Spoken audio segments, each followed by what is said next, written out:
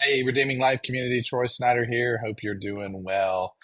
Thanks again for joining me today. Hope that I can dispense some good information and helpful to you, whether you're treating or helping people with this, or sexual struggle or betrayal trauma, or you're in that process yourself. I'm trying to create information that can be used for both, and maybe even create some dialogue between you and your helper as you go through this process. Well, one thing I've been doing is I just finished up our first level of training with our CSASI program.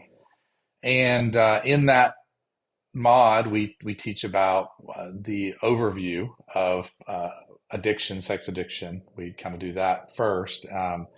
And one of the things that comes up when we do kind of an overview is we need to include kind of a treatment overview. And I thought it was really helpful for me maybe to come in and just kind of give a quick flyover of things to consider when treating it. This is not an exhaustive, how to treat, but it's more of a really kind of some points and some things to consider.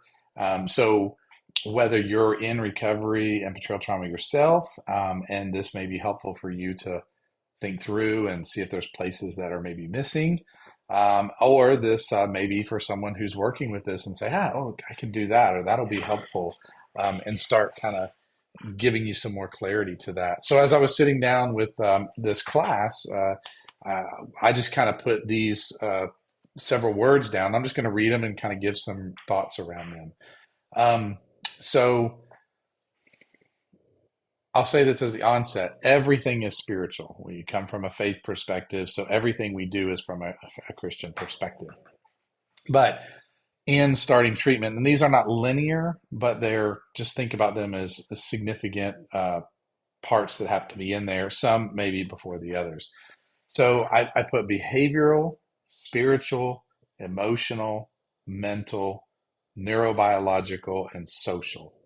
Right. So let me read this again: behavioral, spiritual, emotional, mental, bioneurological, and social. These are some key points that we need to consider. So let's just take a look at them just kind of as a quick overview. Behavioral. So when you're in, and this is going to be more primarily the addict, when you're coming in for addiction, we're not into just everything has to be behavioral modification, because that's not really the problem, but it is something that has to be addressed.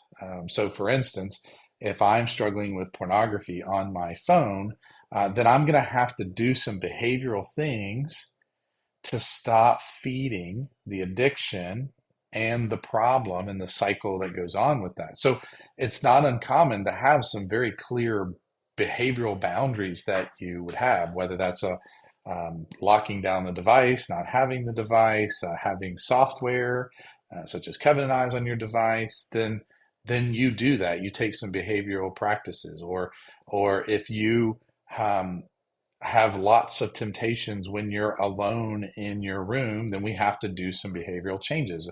Maybe you stay in a different room, or maybe you're never in that room alone, or you leave the door open. There's just some behavioral things that you can do. This doesn't fix the issue, but it's important, because I've seen guys who get really discouraged because they come in and they say, I know it's wrong, and I'm starting to look at the mental and maybe the spiritual, but I don't make any behavioral changes. And that can be problematic. So just something to consider when you're doing treatment.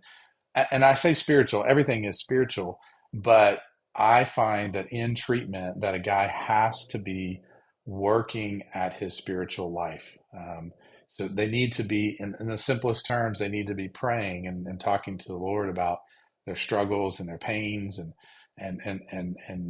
even just asking him to help me keep these boundaries. I need to be reading and studying his word and his ways, not just about sexuality, but about everything, and see his grace and see his love and see his compassion and care for you. And then I need to be speaking spiritual things one to another. I need that community around me. And that may be in your group, or that may be in your church. There's a variety of different places, but you have to be activating and practicing your spiritual life. And there's a ton of other spiritual disciplines, fasting and silence and solitude and journaling, and there's a lot of them. But you need to practice your spiritual exercises, because that's going to be the help for you in this situation. And then we get into, and again, not linear, but just things we consider emotional. I say emotional before mental because I find that most of my guys have emotions, all of them do, but don't really understand what they are. And if you don't understand what they are or can label them, then you can't figure out where they're coming from. So we begin to start to help them understand the feelings they have using the feelings wheel, the feelings faces, the feeling definitions, and start talking through some of their story and start to see some of the connections to feelings, whether it's from your family of origin stuff or from current situation. And they begin to identify the feelings that they have, which is great because then once they begin to identify the feelings, we ask the question, what are the feelings telling us? Where are the feelings coming from, right? And this is then gets us into our the mental approach, our belief system, our values, and things like that. So, for instance, if a guy says that, I'm really overwhelmed at work and I'm really scared in this situation with my boss, then we can go, okay, well, you've identified what you feel and you've identified some of the things that may be contributing to it. Why is that fearful? Why is that overwhelming or scary to you, right? Well, because I have a belief that I'm going to get in trouble. Well, where did you get the belief that you're going to get in trouble? Was there some indication that your boss told you were going to get in trouble? Or is that something that has come from your past that is playing into it when authority wants to talk to you, right? Now, you could be getting in trouble because you might have done something wrong. But what happens is that when I perceive that, I have that belief system and I perceive that and I start to feel these things, I then maybe move to try to avoid and do things inappropriate to escape that pain and that possibility. I know that's just an illustration, but once you identify the feelings, then you can mine down and look at the mental beliefs and the situations and the core beliefs that they have. Because when you can identify those core beliefs, then you can really begin to do some change. You can't change what happened to you, but you can change that belief. And so if I walk around and think that I'm no good, we know where that's going to lead when challenging things come. So you got to work on changing that belief to what ultimately what God says about you. And this is why the spiritual part is so important. There's some exercises, not exercises, but there's some real spiritual practices that you can do as the I am statements. Who am I in Christ? What's my true identity? This is the identity I was raised with, but this is my true identity. And we start to reform that or renew that or transform. Remember what the scripture says, the renewing of the mind, right? This is what this is talking about, our belief systems. And we need to get down to that level of belief system so that we can change that. So in the treatment, we've done some behavioral things, we're doing spiritual things, we're identifying emotions, and those are just the gateway to help us understand what's going on in our hearts, our minds.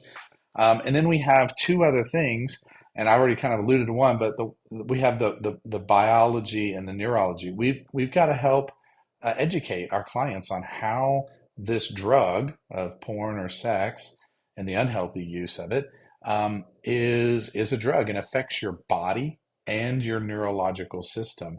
And so when you educate on this, it starts to give them some understanding and help them not think that they're crazy, and also gives them the understanding that it's going to take some time to kind of recalibrate that biological neurological system, because your body is submissive to you, and if you give it something and it likes it, it's going to want more and more and more and more.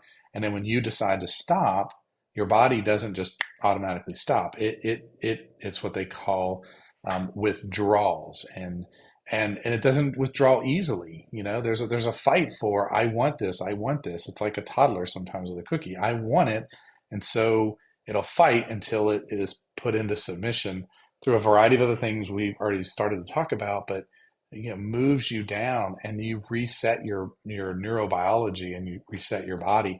And this is just very powerful when you can really start to understand you have a lot of control with God's help over your body. And then the other thing in treatment is social. And I kind of mentioned this up there in the spiritual, but I need a community. I can't do this alone. I need people that I can bounce things off of. I need others that I can share this stuff with and get it out of my head and my heart and work through this. I need this community when it's good and when it gets tough. And so when you're thinking about, overall treatment for uh, porn or sex addiction, these are some basic things that one ought to consider.